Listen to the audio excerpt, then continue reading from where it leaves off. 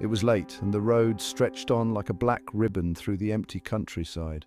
My hands gripped the wheel tightly, knuckles pale in the weak glow of the dashboard lights. I'd been driving for hours, the monotony broken only by the occasional flicker of headlights from a passing car or the sudden jolt of hitting a pothole. The air inside the car was close, but I couldn't bring myself to open a window. I didn't want the night creeping in. I glanced at the fuel gauge, nearly empty. I'd miscalculated again. The service station I'd planned to stop at had been shut, its forecourt dark. I could feel the headache behind my eyes, the start of a dull pounding that I knew would only get worse if I didn't stop soon. But stopping wasn't an option. Not out here, not in the middle of nowhere, not with her in the boot. The car sputtered suddenly, jolting me out of my thoughts. I muttered a curse under my breath and tapped the accelerator. It sputtered again, the engine coughing like an old smoker before dying altogether. The car rolled to a stop, the tires crunching on the gravel shoulder. I sat there for a moment, the silence pressing down like a thick blanket. My pulse was hammering now, my chest tight. This wasn't part of the plan. I'd mapped it all out, every step, every turn. I was supposed to be miles away by now, driving through towns where no one knew me, not broken down on the side of some back road. I leaned my head against the steering wheel, the plastic cool against my forehead. My breathing was too loud in the silence. I forced myself to sit up, wiping my palms on my jeans. My mind was racing, flipping through options. I couldn't leave the car, not with her inside. I couldn't call for help either. What would I even say? And then, as if summoned by my thoughts, a flicker of light appeared in the rearview mirror. Headlights, they were getting closer, growing brighter. A police cruiser. I could tell by the roof lights, even though they weren't flashing. My stomach lurched, and a cold sweat broke out across my skin. I fumbled with the ignition, trying to start the car again. But the engine didn't even turn over. The headlights flooded the interior as the cruiser pulled up behind me. I sat perfectly still, hands gripping the wheel, eyes locked on the cracked windscreen. The sound of a car door opening and closing reached my ears. Footsteps on gravel, slow and steady, moving towards me. I tried to think, to plan, but my thoughts were a mess. My heart was pounding so hard it felt like it might burst. The officer tapped on the driver's side window. I turned my head, plastering what I hoped was a convincing smile on my face, and rolled it down. The beam of a torch lit up my face, bright and blinding. I squinted against it, swallowing hard. I told him the engine had just died, some problem with the fuel line or maybe the battery. I was heading to my brother's place, I said, just a few towns over. He asked me for my license, and my hand shook as I pulled it from my wallet. He studied it for a moment, then shone the torch around the car's interior. Empty fast food wrappers, a duffel bag on the passenger seat, a half-empty bottle of water in the cup holder. He didn't seem interested in any of it. He asked if anyone else was with me. I shook my head, maybe too quickly. He stepped back, his light moving over the rear of the car. I could see him in the side mirror, the beam catching the edges of the boot.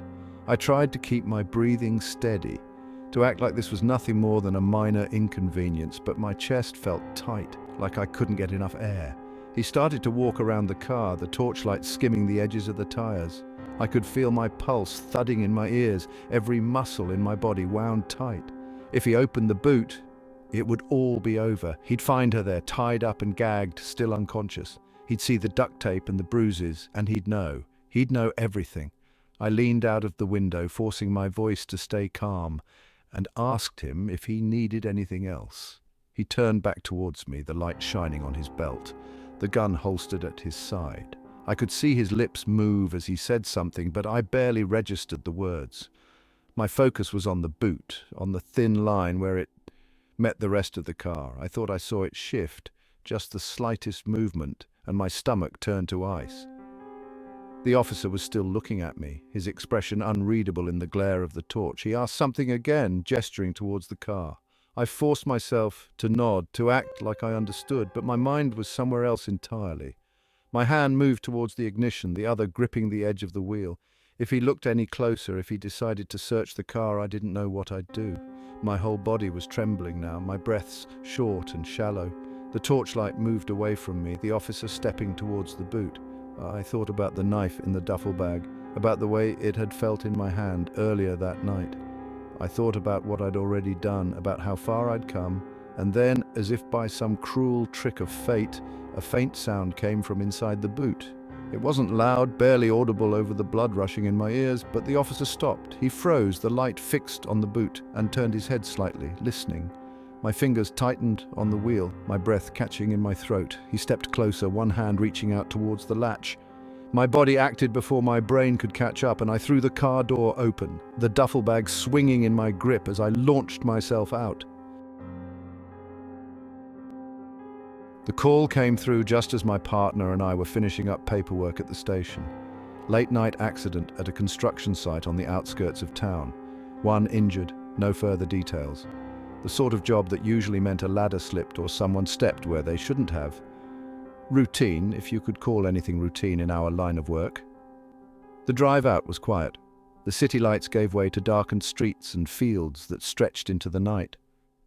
The site was off a small access road surrounded by skeletal buildings and silent machinery. The gate was open, but there wasn't anyone around to meet us. No supervisor, no foreman, no one waving us in. Just the orange glow of a floodlight cutting through the dark and a scattering of parked vehicles. We pulled up near the largest building, a half-finished structure of steel beams and concrete. My partner killed the engine, and the sudden silence hit like a wall. We climbed out, grabbing the gear from the back. The air was cold, the kind that bit through your clothes and settled in your chest. The floodlight illuminated piles of tools, stacks of lumber, and a massive crane standing over the site like some iron dinosaur. The wind rattled loose tarps and made the scaffoldings creak. It all felt off, but I pushed the thought aside. We had a job to do. We called out, expecting someone to answer, but no voice came back, just the wind and the faint hum of the generator keeping the light going. I scanned the area, my torch cutting through the dark. That's when we spotted him. Slumped near the base of the crane, propped against a stack of cinder blocks. We approached carefully. He was conscious, his face pale and glistening with sweat. Blood had pooled beneath him, soaking into the ground. A nasty wound on his leg looked like it had been caused by something sharp, maybe a fall onto rebar or a cut from a blade. The man's eyes darted around, his breathing ragged. There was something desperate in his expression. And when he gestured wildly at the crane, I realized he wasn't just hurt, he was terrified. We got to work, assessing his injury. My partner started cleaning the wound while I prepped the stretcher. He kept trying to speak, his hands trembling as he pointed towards the crane, then towards the darkened edges of the site. I thought maybe he was confused from the blood loss. Sometimes people get like that when they're in shock. As we worked, I couldn't shake the feeling that we were being watched. The floodlight cast stark beams over the area, but the shadows beyond it felt too deep, too dense. The site was enormous, the unfinished buildings rising like silent sentinels around us. It felt wrong, being out there without a single other soul around. No workers, no foreman, just us, the injured man, and the endless dark. My partner was strapping the man's leg when a sound cut through the night. It was sharp, metallic, like something striking the scaffolding above us. We both froze, our heads snapping towards the noise. The man's breathing quickened, his hands clutching at the stretcher. I pointed my torch upwards, the beam bouncing off the steel framework. Nothing moved. The wind had picked up, making the crane's cables sway and clatter. I told myself that's all it was, the wind and loose parts. We hoisted the stretcher, carefully navigating back towards the ambulance. The ground felt uneven beneath my boots, the soft crunch of gravel making it hard to hear anything else. The man kept shifting, his head jerking towards the darkness behind us. My nerves were raw, every step feeling like it echoed too loudly in the open space. Halfway back to the vehicle, another sound. This one closer, a clanging, as if metal had been thrown against metal. My partner spun, his torch slicing through the dark, but again nothing, just rows of equipment and the skeletal frames of buildings. We picked up the pace, our breaths clouding in the cold air. Then the lights cut out. It happened in an instant, plunging the site into a suffocating blackness. The floodlight, the generator, even the faint glow of the crane's control panel, all gone. My torch flickered as I swung it wildly, its beam barely cutting through the dark now. The man on the stretcher let out a muffled whimper, thrashing against the straps. My partner muttered something under his breath, fumbling for the torch in his pocket. The sound came again, a scraping, dragging noise, closer than before. My torch beam landed on a pile of tools a few meters away. One of the wrenches was moving, rolling across the ground as if pushed by an unseen hand.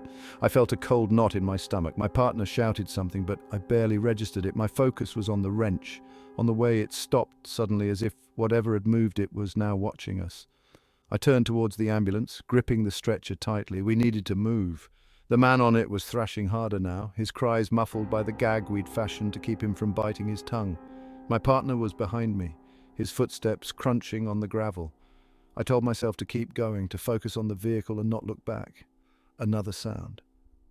This one was a thud, heavy and deliberate, something falling or being dropped from a height. My torch flickered again, and for a split second I thought I saw a figure near the base of the crane, tall, motionless, its outline sharp against the dark. When the beam steadied, it was gone. We reached the ambulance, the stretcher banging against the side as we loaded it in. My partner climbed in after it, strapping the man down as I slammed the doors shut. My hands were shaking so badly it took me 3 tries to get the keys into the ignition. The engine roared to life and the headlights flooded the area in front of us. In the glow, I saw movement, not one figure but several. They darted between the beams of the unfinished buildings, their shapes distorted by the light. My foot hit the pedal and the ambulance lurched forward, tires kicking up gravel as we sped away from the site. As we drove, I glanced in the rear-view mirror. For a moment, I thought I saw the figures standing in the road behind us, their forms still and silent, their faces just out of focus. And they were gone, swallowed by the night. The man on the stretcher was screaming now, his voice rising and falling in panicked bursts. My partner was trying to calm him, but his own voice sounded strained. The road stretched ahead, the dark pressing in on either side, and then the engine sputtered.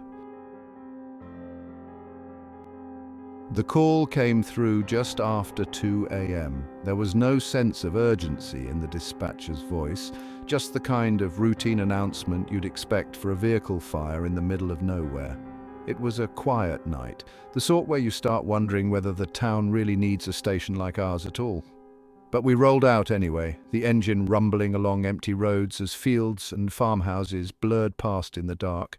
The air was crisp, and the smell of manure hung faintly as we pulled up to the scene. A fireball lit up the horizon, flickering like a signal flare. Even from a distance it looked wrong.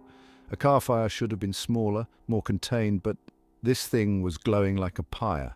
It was sitting in the middle of a field, far from any roads or structures, surrounded by tall grass swaying in the breeze. We parked on the gravel track leading to the farm. The field itself was separated from the main property by a line of trees and a rusted wire fence. The fire hissed and popped as the wind carried smoke across the field. I grabbed the hose and we trudged through the grass, our boots crunching with every step. The ground was uneven, rutted from tractor tires, and the closer we got to the fire, the warmer the air grew. The car was a saloon, or what was left of it. The flames had gutted the interior, leaving the shell of the vehicle blackened and warped. The metal creaked and groaned as we sprayed it down, steam rising in thick clouds that mingled with the smoke. The tires were gone, melted to the rims, and the windows had blown out completely. The fire had burned fast and hot, far more than you'd expect from a petrol tank alone.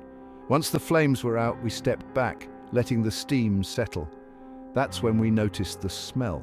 I've worked enough fires to know the difference between burning plastic and something worse. This was worse, the kind of smell that turns your stomach before your brain even registers what it is.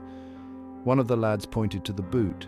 The metal was twisted, but it hadn't been fully consumed. There was a dent, almost like someone had tried to force it open from the inside. I could feel the hair on the back of my neck prickling as we approached. The latch was warped, but with a crowbar and a bit of force, we managed to wrench it open. The inside was charred, blackened almost to ash, and there, amidst the scorched debris, was something unmistakably human.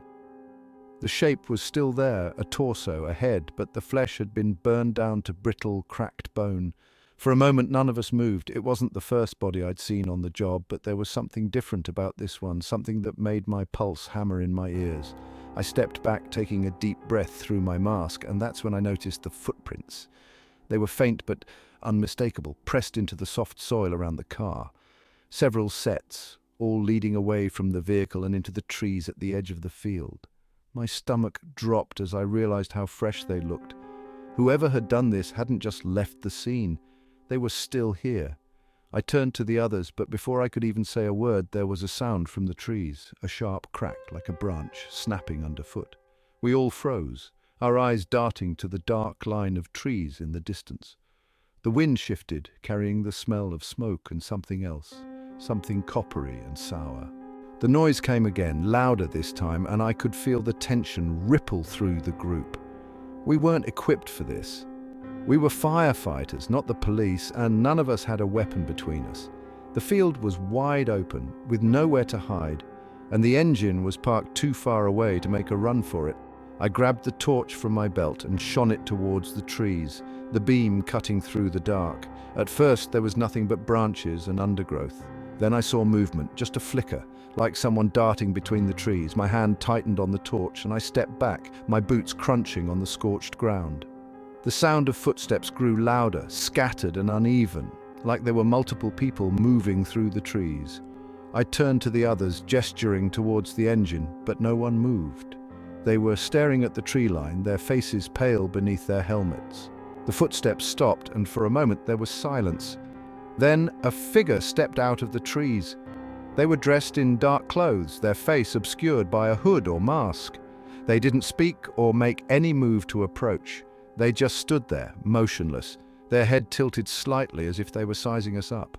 Behind them, more figures emerged, 3, maybe 4, all dressed the same, their shapes blending into the dark. One of them held something in their hand, a length of pipe or a crowbar, and the way they carried it made my stomach twist. They weren't here to scare us off, they were here to finish what they'd started. We backed away, our torches flickering as the figures advanced. The ground was uneven, and I nearly tripped as I stumbled over a rut. My heart was pounding, my breath coming in short gasps. The others were shouting, their voices overlapping in a panicked blur, but I couldn't make out the words. One of the figures raised their arm and something glinted in the torchlight. I didn't wait to see what it was. I turned and ran, my boots slipping on the damp grass. The others followed, their footsteps thudding behind me as we sprinted towards the engine. The sound of movement came from all around us now, the rustle of grass and the snap of branches. They weren't far behind, their shapes flitting through the dark like shadows. The engine loomed ahead, the red paint gleaming in the torchlight. I reached it just as something whistled past my ear, a rock or a piece of debris thrown with enough force to make me duck. I scrambled into the cab, fumbling for the radio. My hands were shaking so badly I could barely hold the mic. The others were piling in, their faces pale and streaked with soot. I looked back towards the field, expecting to see them charging towards us, but there was nothing, just the empty field and the dark line of trees. The engine roared to life, and we sped away, the tires kicking up dirt and gravel. I kept my eyes on the rearview mirror, half expecting to see them following us, but the road stayed empty. When we reached the station, the police were already waiting. We told them everything, but as the night wore on, it became clear they didn't believe us. By morning, the car was gone. Burnt tire tracks and a patch of scorched earth were all that remained. We never found out who they were or why they'd done it. But sometimes, late at night, I still hear footsteps in the dark.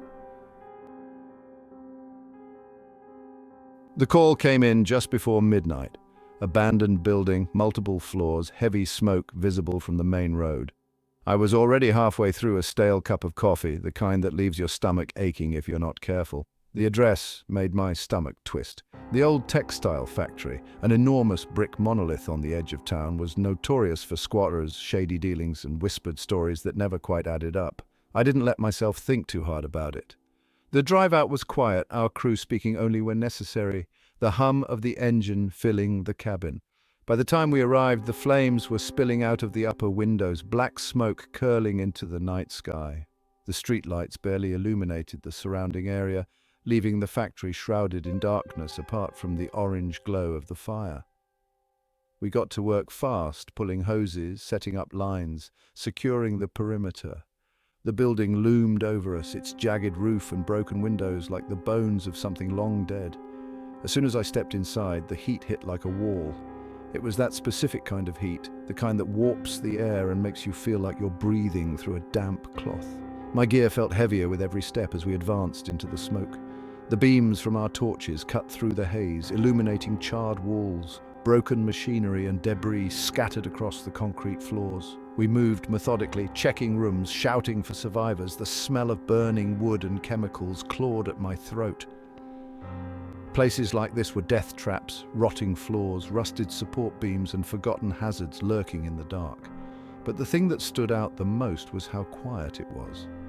Fires have a sound, a constant roar that fills every corner, but here it felt muted, as if the building itself was swallowing the noise. We split up to cover more ground, each of us moving carefully through the smoke-filled corridors. I was assigned the East Wing, a stretch of narrow hallways and abandoned offices. The walls were scorched, and the old wallpaper had peeled away, curling in on itself like dead leaves. Every step kicked up ash, leaving black smudges on the floor. It didn't take long to realize something was off. The fire wasn't spreading the way it should. It seemed concentrated, almost deliberate, with clear burn patterns that pointed to more than just an accident. I found myself pausing at every doorway, the beams from my torch flicking back and forth over the walls, searching for something I couldn't quite place. Then I noticed the footprints, clear impressions in the ash leading deeper into the factory. They were too fresh to belong to anyone from our team. I crouched down, shining my torch on them. They were scattered, frantic, overlapping in places. Someone had been running, several people by the look of it. I followed them, my instincts overriding the nagging voice in my head. The corridor narrowed as I went, the walls closing in, the smoke thickening.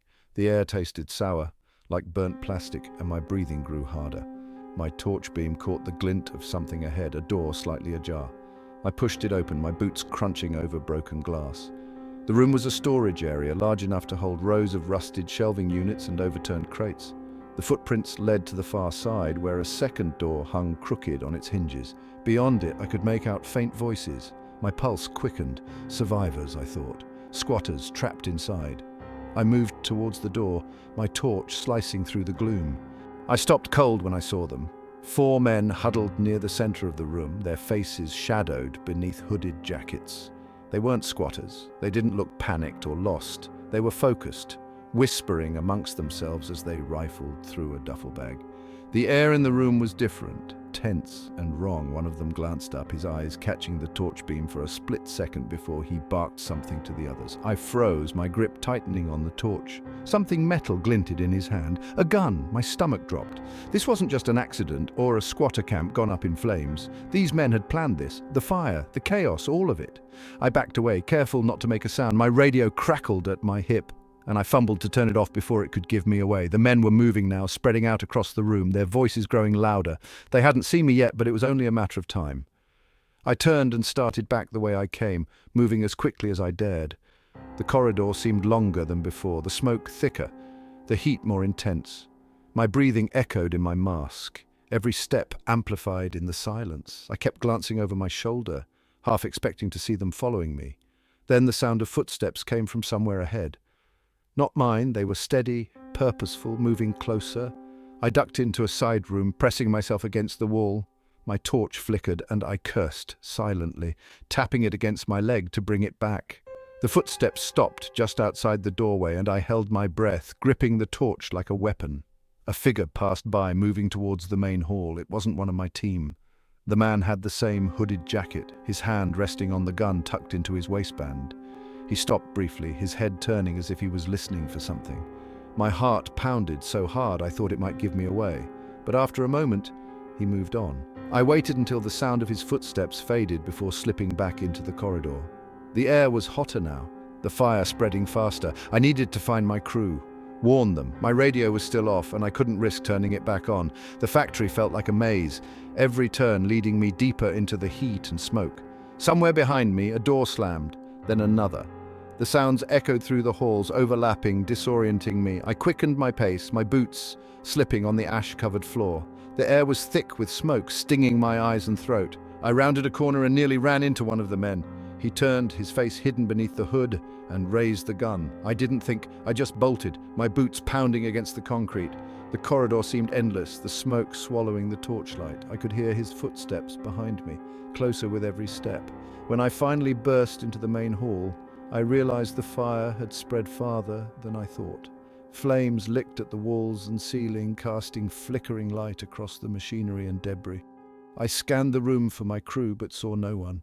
The sound of footsteps echoed behind me, and I knew I didn't have long. The fire roared, the heat pressing against me as I ran for the exit. The air felt thinner, my breaths coming in ragged gasps. The factory groaned around me, the structure straining under the heat. I didn't see the figure until it was too late. Another man stepped into my path, his face partially obscured by a mask. He raised his hand, something metallic glinting in the firelight, and then everything went black. The wildfire had torn through our town like nothing I'd ever seen. I'd spent the last 48 hours choking on smoke, hauling hoses, and doing what I could to keep the flames from swallowing everything. It had been chaos, the kind of disaster you always know is possible but never expect to live through. By the time the blaze was under control, everything felt hollow. People lost homes, pets, whole lives, but the fire wasn't done taking. When Tom didn't report back, I knew something was wrong. He was one of our best, never the sort to get turned around, never one to leave a job unfinished. I kept telling myself he'd probably hitched a ride out with one of the forestry crews, that his radio had gone dead in the thick of it, but that didn't stick. It wasn't like Tom. The last anyone had seen him, he'd been heading into the northern ridge to assist with a hotspot. That was on the second day of the fire. By the time I started looking for him, the winds had shifted and the area was a wasteland. Burnt black, everything charred down to the soil. It was unrecognizable, a stretch of dead land where nothing looked like it used to.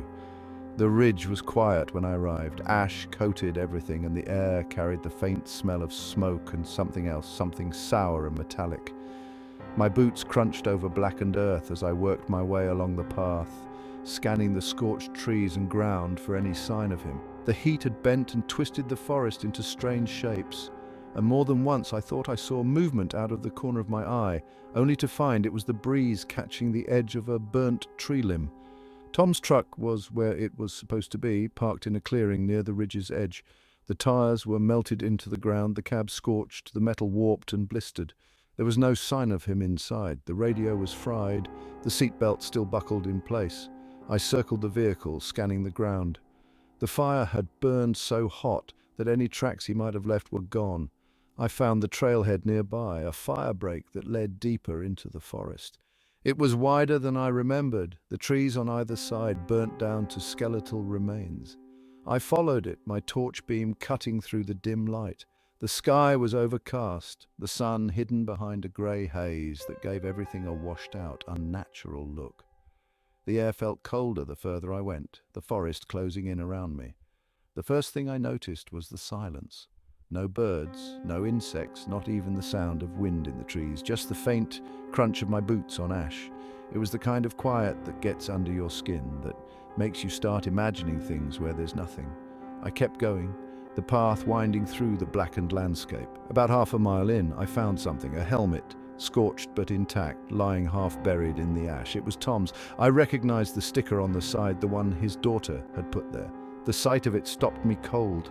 I crouched down, turning it over in my hands. There was no sign of blood, no sign of damage other than the heat. Just the helmet lying there like he'd set it down and walked off. I scanned the area, my torch beam sweeping across the ground. That's when I noticed the marks, tracks, faint but visible in the ash. They weren't footprints exactly, too narrow, too irregular. They looked like something had been dragged, cutting shallow grooves through the earth. They led off the path, disappearing into the forest. I followed them, my heart pounding. The trees closed in tighter here, their blackened trunks leaning towards each other like they were whispering secrets. The tracks wound through the undergrowth, twisting and turning, until they stopped abruptly at the base of a large tree. The ground around it was disturbed, the ash piled up in uneven mounds. Something metallic caught my eye, half buried near the roots. It was a fire axe. The handle was charred, the blade blackened, but it was intact. I recognized it immediately. It was Tom's. The sight of it made my stomach twist. I crouched down, brushing the ash away from the base of the tree. That's when I saw the soil underneath, dark and damp, like it had been turned recently.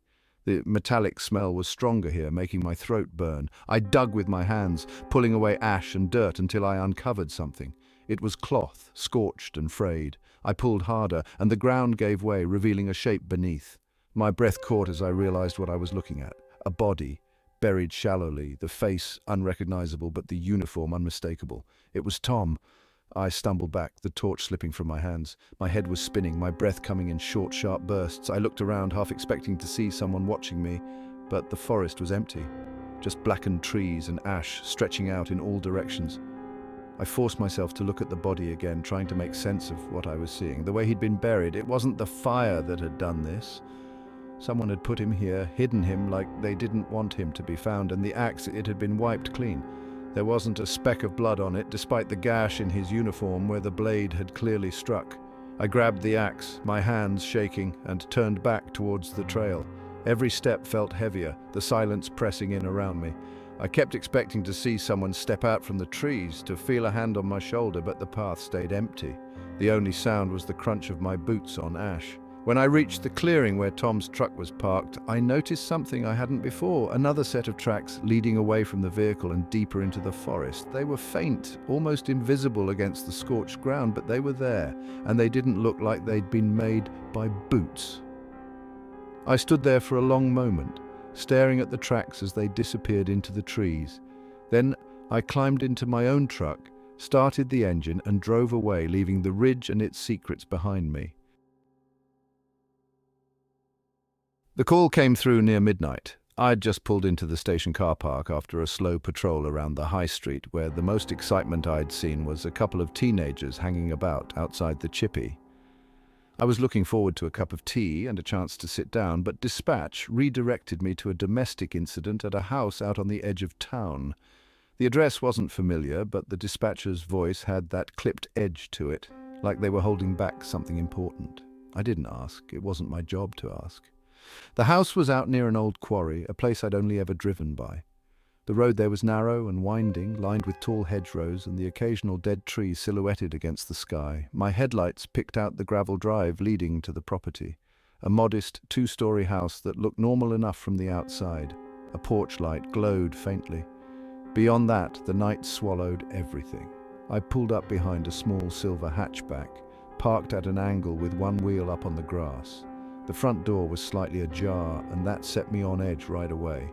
I killed the engine, the sudden quiet pressing in around me, and stepped out. The air felt cooler than it should have for the time of year, with a dampness that clung to my skin. I radioed in my arrival and approached the house. The front garden was overgrown, the gravel path nearly lost beneath weeds. The closer I got to the door, the stronger the smell of damp earth and something metallic became. I peered inside, my torch cutting through the gloom. The hallway was narrow and plain, with a coat rack hanging crookedly on the wall and a pair of muddy boots lying on their side near the door. I called out a few times, but no one answered. I stepped inside, my boots creaking on the scuffed wooden floor. The air felt stale, carrying that metallic tang. The hallway led into a small sitting room on the left and a kitchen straight ahead. I could hear faint creaks from somewhere above me, and that's when I noticed the stairs. The carpet running up the steps was worn and fraying at the edges, and a single light bulb above the landing flickered faintly. I called out again, my voice sounding hollow in the empty space. Nothing, just the faint creak of wood settling above. I moved into the sitting room, my torch sweeping across the worn furniture and scattered belongings. A coffee table had been overturned, magazines, and an ashtray spilling across the rug. A dark stain marked the carpet near the fireplace, and I felt my stomach tighten. Something about the room didn't sit right. It was too still, too quiet, like the air had been sucked out of it. I moved back into the hallway and towards the stairs. Each step creaked under my weight, and I found myself holding my breath without meaning to. Halfway up, I noticed faint marks on the wall, scratches that ran from the banister to the landing above. They were uneven and deep, cutting through the paint to the wood underneath. At the top of the stairs, the landing split off into 3 doors. The flickering light bulb overhead cast weak illumination, making everything feel dim and grey. The door to the right was slightly open, revealing a bathroom. Straight ahead was a bedroom, the bed visible through the gap in the door. The 3rd door to the left was closed. I checked the bathroom first. The small window was open, letting in a cool draft that made the shower curtain sway slightly. The sink was dry, the mirror fogged with fingerprints. The next room was the bedroom. The bed was unmade, and the wardrobe doors were wide open, clothes spilling out onto the floor. On the nightstand was a shattered lamp, its pieces scattered across a cheap paperback. That left the last door, the closed one. I approached it carefully, my torchlight steady on the worn wood. The handle was cold under my fingers and the door creaked as it swung open. Inside was a child's room, though it didn't look like it had been used in years. The walls were painted pale blue, the color faded and peeling near the window. A small bed sat against the far wall, covered in a threadbare blanket. Toys were scattered across the floor, some broken, others arranged neatly in a row leading from the bed to a small cupboard in the corner. I stepped inside, my torch sweeping across the room. The cupboard door was slightly ajar, and I felt a chill as I noticed the scratches on its surface, similar to the ones on the stairs. I crossed the room slowly, my boots crunching over the scattered toys, and reached out for the cupboard handle. The door swung open easily, revealing only darkness inside. I shone my torch into the small space, but it was empty, just a hollow cavity lined with dust and cobwebs. I let out a breath I hadn't realized I was holding and turned back towards the door. Something moved behind me, a faint creak, like a footstep on old floorboards.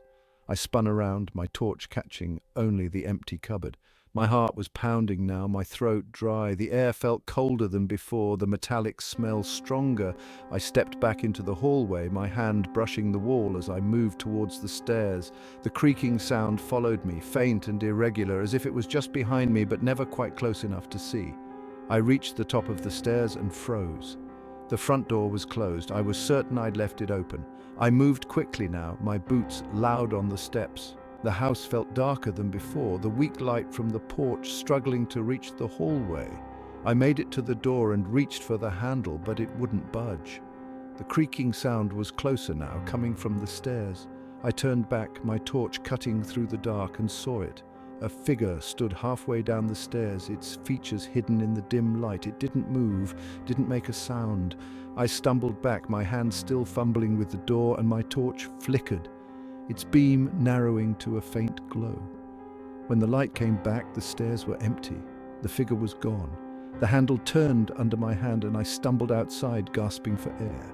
The porch light flickered, and I turned to see the house behind me. The front door was wide open, the faint sound of creaking wood drifting out into the night. The dispatch came through just after midnight. I'd been sitting in the station's break room halfway through a lukewarm cup of tea when the call came. A car accident on a remote road just outside town.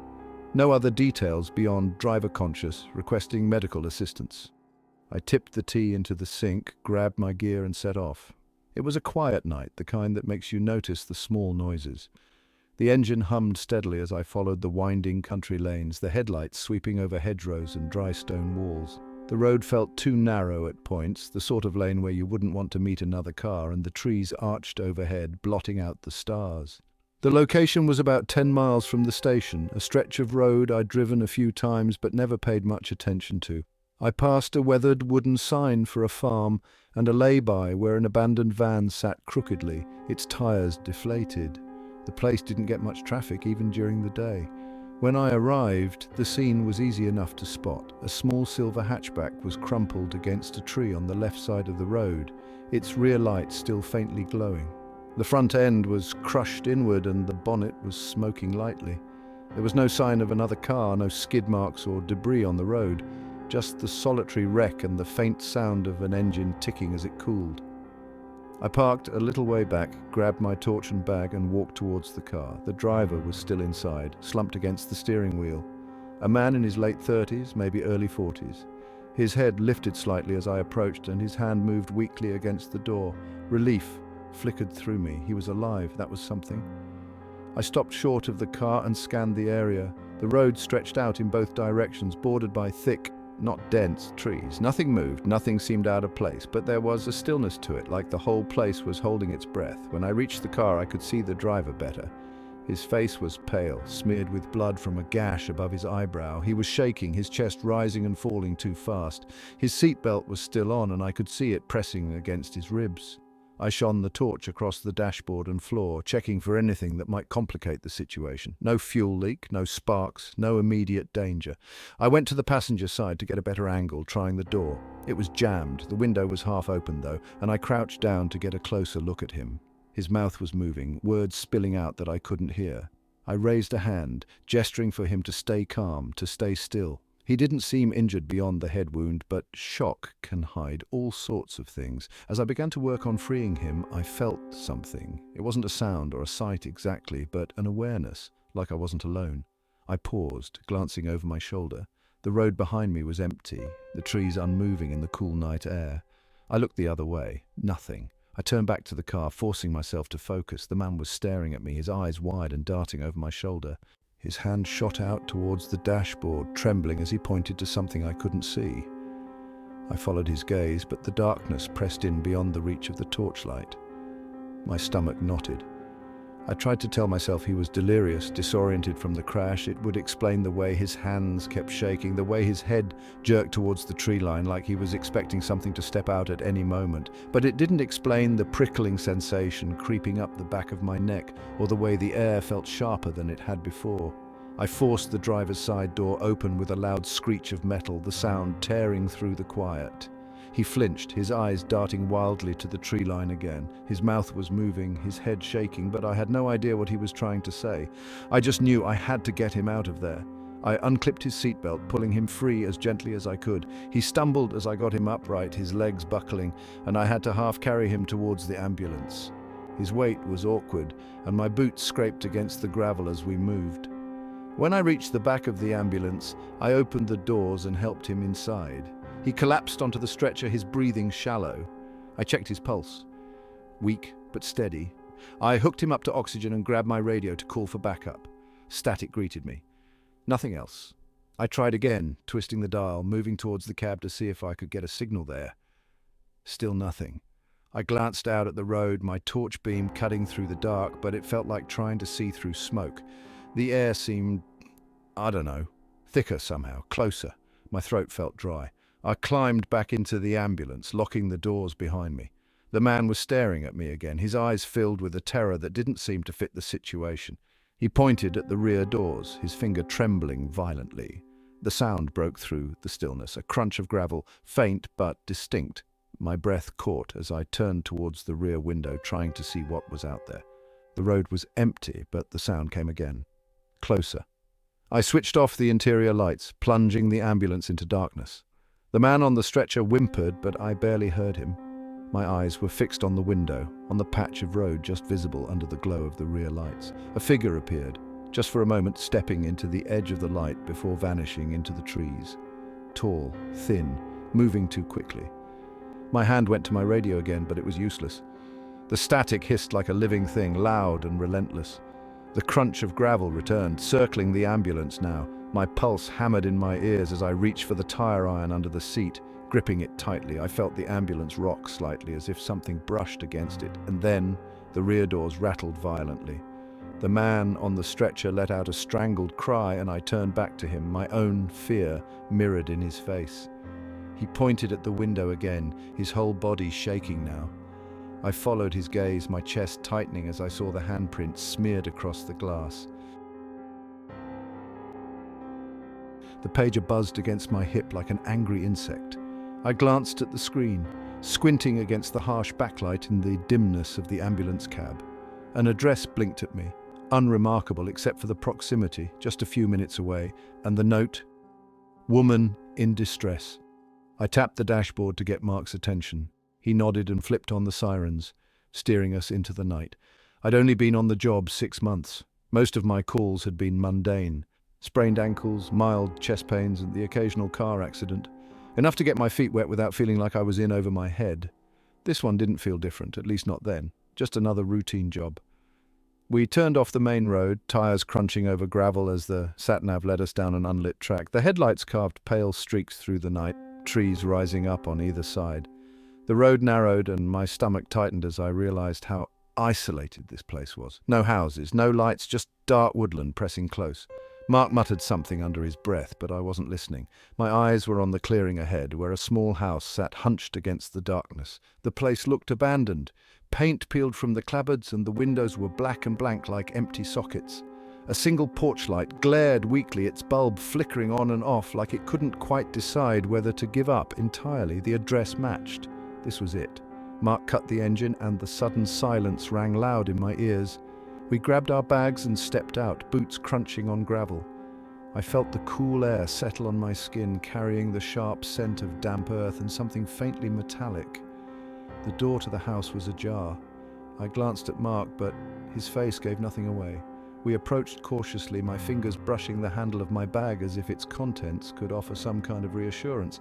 Inside, the air was cooler still, and the weak beam of my torch revealed bare walls and scuffed floorboards. No furniture, no signs of life. The sound came faintly from somewhere deeper in the house, a soft, rapid rustling, like paper being crumpled. I moved forward, every step feeling too loud, too intrusive. Mark stayed close behind, his torch sweeping the walls and corners. We reached a doorway leading to what might have been a sitting room once. She was there, in the center of the room, kneeling. Her arms were bound behind her and her head was bowed, long hair falling forward like a curtain. She wore a pale dress, smudged with dirt, the fabric clinging to her skin as if she'd been sweating. I felt a jolt of relief, followed immediately by a sick kind of dread. Relief because she was alive. Dread because everything about her position, the stillness, the way her body seemed to tremble without moving, screamed of something terribly wrong. We approached cautiously. My instinct was to rush forward, but my legs felt leaden. Something in my gut screamed to stop, to think, to look again. My torch caught a glint of metal near her feet. I crouched, squinting to make it out. Wires, thin and taut, stretching across the floor in an intricate web. It wasn't just wires. The more I looked, the more I saw. Little boxes hidden in the shadows, their surfaces gleaming faintly. I realized I was holding my breath, the hairs on my arms rising. It was a trap. My mouth felt dry as I scanned the setup. Whoever had done this knew exactly what they were doing. The wires were taut, the connections precise. I followed one with my eyes, tracing it to a small box nestled in the corner. I didn't need to open it to know what it was. The shape, the weight of it in the air, it was unmistakable. Mark shifted behind me, his boots scuffing the floor, and I froze. The woman's head snapped up. Her face was gaunt, hollow-cheeked, and her eyes were wide with terror. She shook her head violently, mouthing something I couldn't make out, but I understood the meaning. Don't move, I didn't. I stayed crouched, my heart pounding in my ears. She looked at me, then at the wires, then back at me, her movements frantic and jerky.